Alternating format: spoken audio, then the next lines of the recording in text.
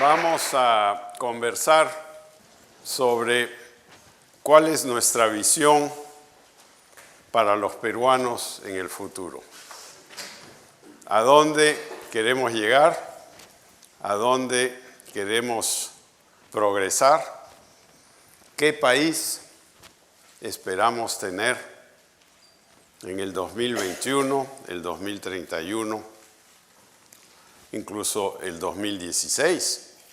Cuando nos dice Alan que estará de vuelta de presidente de la República.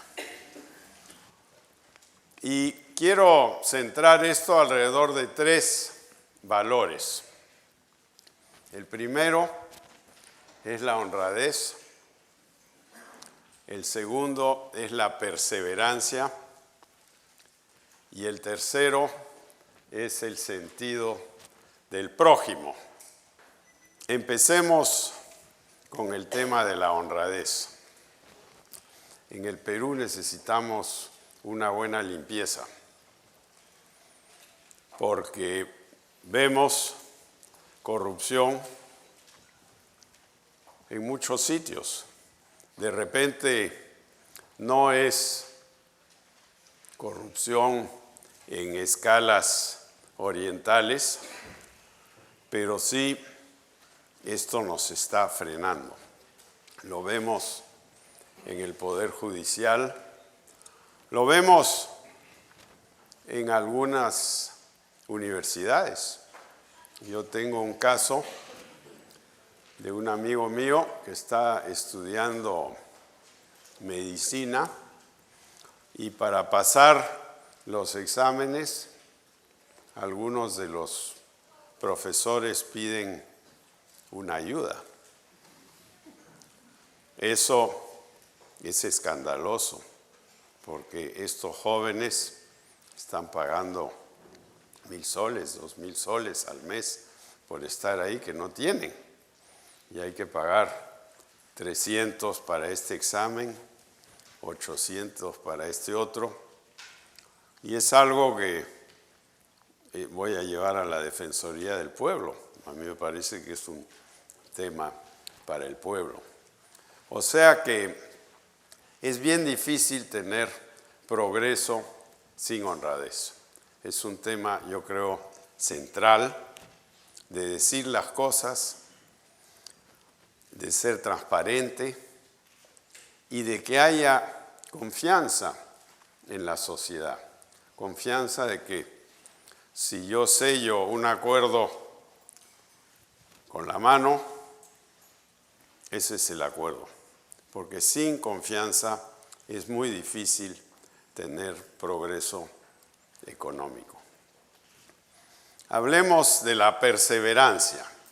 Yo creo que la perseverancia es fundamental si queremos llegar a hacer cosas que son difíciles. Los 4 años que yo estuve en el gobierno de Alejandro Toledo, hubo muchos momentos en que hubiera sido más fácil decir, bueno, nos olvidamos del tema.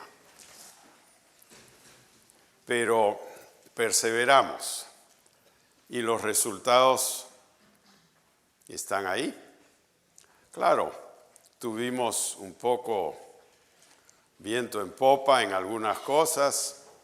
A partir del año 2005 aumentaron los precios de nuestras exportaciones, pero hubo perseverancia. Un caso que no es muy popular, pero que ha cambiado las finanzas del Perú, es la Ley 2530 que derogamos. Para eso se requería una enmienda constitucional, 2 sesiones del Congreso. Cuando yo fui a explicar el por qué estábamos quitando este privilegio de jubilarse con pleno sueldo, en el Congreso casi me tiran huevos, pero lo explicamos. Tomó bastante tiempo y eso cambió las finanzas del Perú. porque nos permitió reducir el peso de la deuda pública gradualmente de 55% del producto a 23-24% hoy. Y por eso hoy no se habla de la deuda, ya no se habla de la deuda.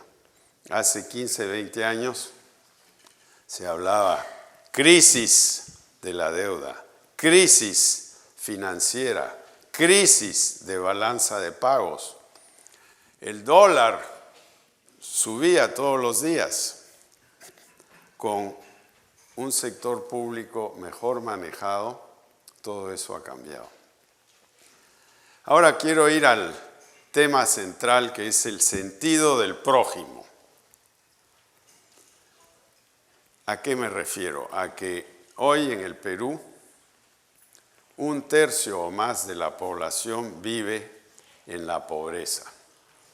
Hay que ver cómo se define pobreza, pero todos sabemos más o menos qué cosa es pobreza.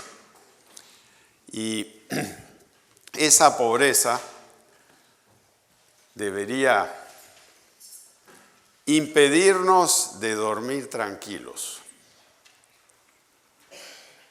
por una razón moral de que yo no puedo estar en mi cama en San Isidro tranquilo si sé que a unos cuantos kilómetros de ahí vive gente que no tiene agua,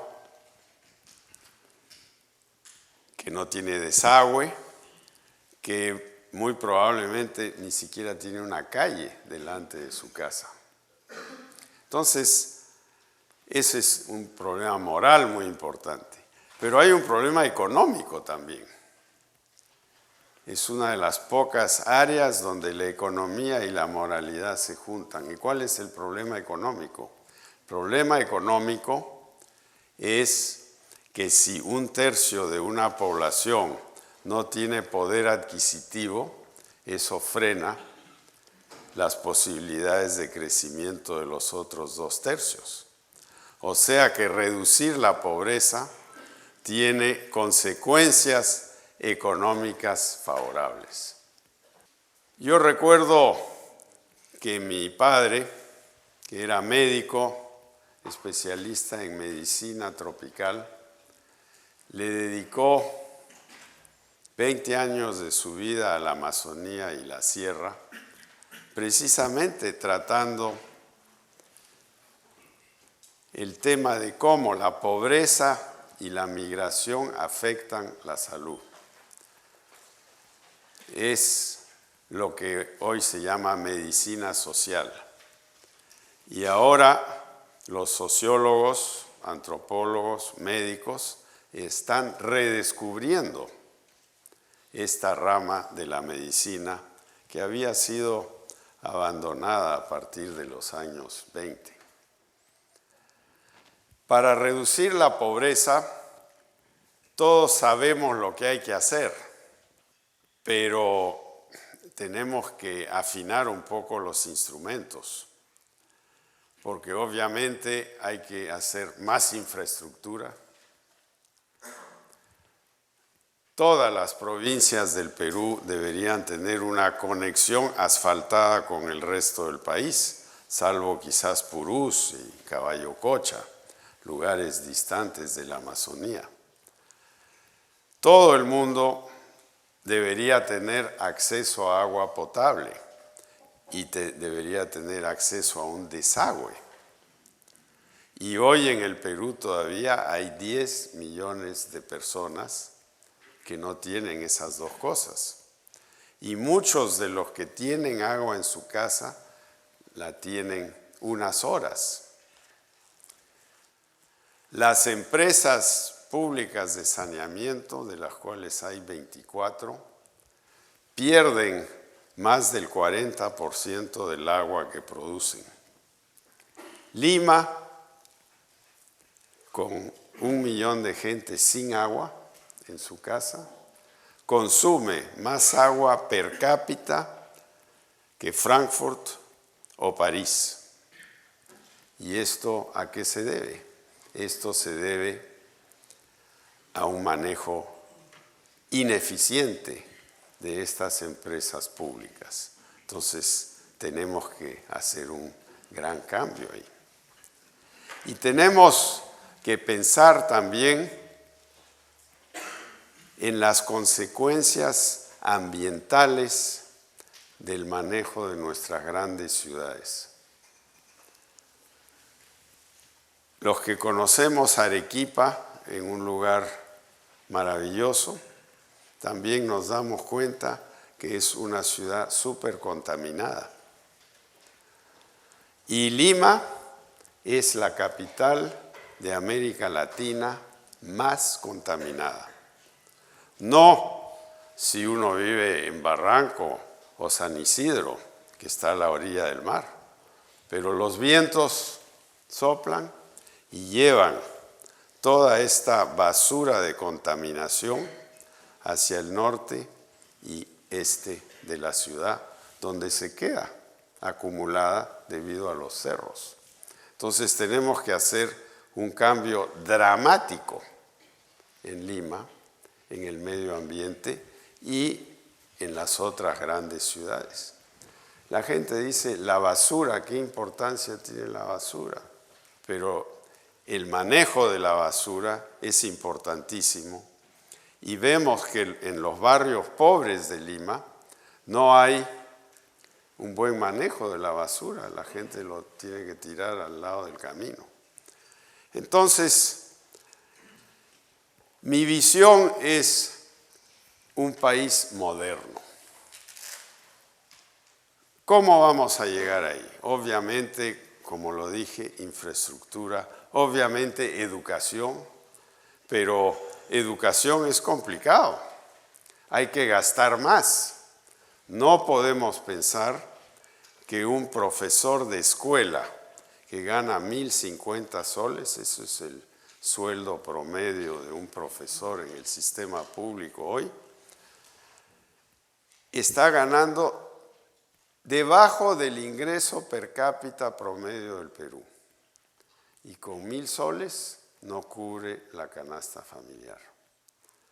Entonces, hay que meterle mucho más dinero a la educación primaria, sobre todo, tecnológica también, y darle facilidades a los estudiantes para que puedan financiar su educación y luego repagarla más tarde, lo que tiene Estados Unidos a través de Sallie Mae.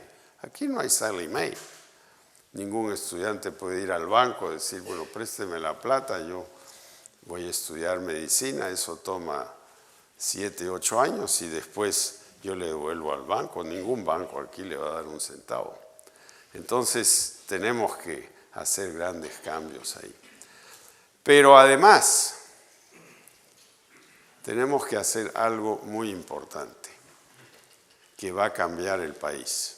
No sé si lo cambiará para el 2021, 2026, 2016 quizás. Es la formalización. La formalización quiere decir que todo el mundo tiene un trabajo formal con seguro de salud, acceso a un sistema de ahorro para su pensión y de esa manera tiene algún futuro garantizado cuando se jubile a los 60, 65 años, la edad que sea. Para hacer todo lo que queremos hacer en educación, infraestructura, agua, necesitamos más recaudación en el sector público. Ayer yo me reuní con unos trabajadores de la SUNAT y me decían que si bien la recaudación está aumentando fuertemente debido a una economía fuerte en este momento, que en realidad la recaudación por habitante, por funcionario, está medio estancada. la presión tributaria en el Perú hoy es 15% del producto. Si queremos hacer las cosas que nos van a sacar de la pobreza, eso va a requerir un papel mucho más agresivo, obviamente del sector privado, pero también del sector público. Muchas de estas cosas son del sector público, no del sector privado. Las pistas en la sierra, los sistemas de agua en las zonas pobres, la electrificación rural, esos son temas públicos. Tenemos que llegar con una recaudación de por lo menos 20% del producto. Y la paradoja es que eso se va a lograr bajando las tasas de los impuestos, sobre todo el IGB. El IGB es una barrera infranqueable para la formalización. Entonces, eso es un poco el plan. Y para concluir, quiero decirles que este plan no es un plan necesariamente que se escribe en un papel. Es un plan en el cual todo el mundo debe tener un conocimiento de cuáles son las metas del plan. ¿Por qué queremos reducir la pobreza de 30 a 10 o 5%? ¿Por qué queremos que se elimine la desnutrición?